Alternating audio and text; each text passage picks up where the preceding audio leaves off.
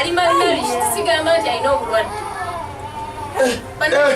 Siri muntu mubi nti no saagaliza mukwano gwange oba neibawo. Ssentebe w'Ekawala Zone 1 Sebyayi Reuben ng'ali wamu n'abakakiiko ke baliko omukyala mutuuze munnaabwe gwe banaabidde mu maaso ne bamutwala ku poliisi e Kawala lwakulekanga mwana we mu nju wamu n'omukozi awatali buyambi. Kereya alinaanye nga ye maama eyasuula omwana we mu nju tumusanze atuusiddwa ku poliisi y'e Kawala ng'akunyizibwa ekyamuviirako okuleka omwana we ssaako n'omukozi mu nju nga tabawa buyambi wabula omukozi w'awaka gwe yali yaleeta okulabirira omwana gutegeddeko aga Lilian naye asinzidde ku poliisi n'alumiriza mukama we nga bwe yabasuulawo nga kye kiviiriddeko omwana okukonziba. Wiiki ewedde ekyasebageze ebinuma bibadde bingi. Wiiki ewedde teyansindikira ssente ate ng'akozesa zange. Eri mu mbeera mbi nnyo nnyo kubanga ne gino emikono essaawa zino emikono giri bwe giti timugirabako naye oli gyali bwe giti nga yagongobala giri bwe giti yonna gikankana.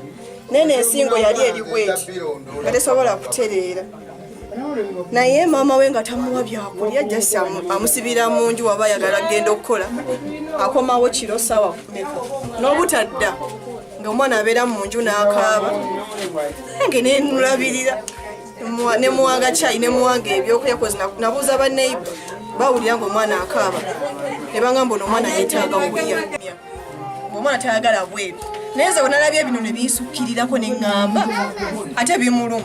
Claire ensonga zongedde okumononekera balirwanaabwe bwe beegase ku mukozi we ow'awaka ne balumiriza okusuula ebbujje nga tewali buyambi bwaweereza waka. Omusajja abadde amuwa ssente zirabirira omwana sente aziteeka balala tayagala kulabirira mwana n'ofumbirwa n'oleka omwana wo mu nyumba n'omwana